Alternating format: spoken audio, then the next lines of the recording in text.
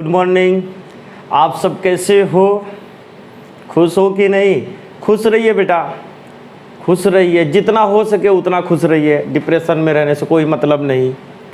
हमेशा की तरह बेटा एक नया क्वेश्चन, खतरनाक क्वेश्चन लेकर आए हैं फिर से। आप लोग समझिए उस क्वेश्चन को, ठीक है ना। हम क्वेश्चन लिख देते हैं आपको। देखो बेटा, ये x है, x है, x है, x है, और यहाँ पर 3 लिख दिया और इसको भी यहाँ पर 3 लिख दिया। तो आपसे आंसर पूछ रहा हूँ कि x की वैल्यू कितनी। बात समझ में ना? तो आपको बताना x का मान कितना। क्वेश्चन समझ में आया?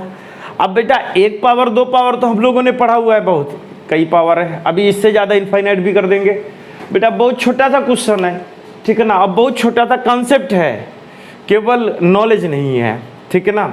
देखो बेटा, कभी भी ये पावर आए बेटा, कितनी पावर है बेटा, लॉजिक समझिएगा। जो यहाँ पर है वही यहाँ पर है, तो इसका आंसर आप लाओगे x = 3√3, ये आंसर हो जाएगा।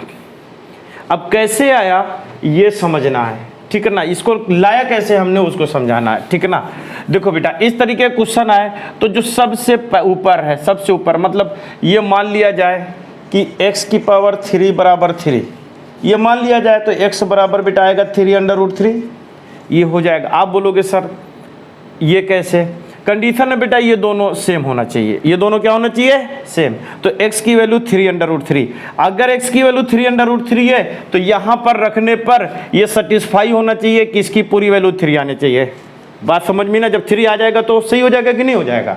यहाँ पर समझाते, रख के देखते। यहाँ पर रखिए बेटा 3√3, फिर ऊपर लिखिए 3√3, फिर यहाँ पर लिखिए 3√3, फिर यहाँ पर लिखिए 3√3, फिर पावर 3 है, ठीक है ना बेटा।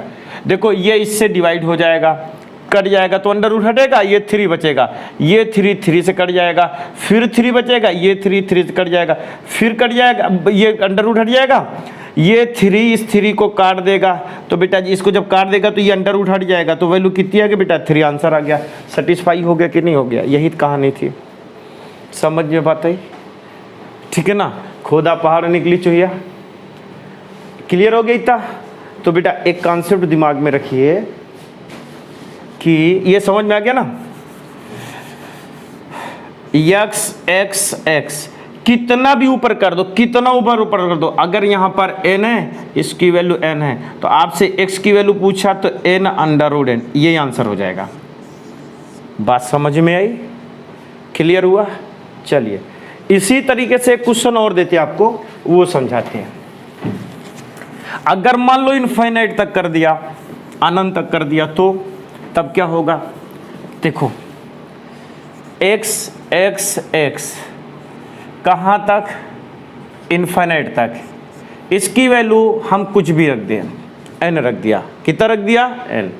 तो बेटा n, देखिए बेटा x की पावर कहाँ तक? इनफाइनाइट। इसकी वैल्यू कितनी? n।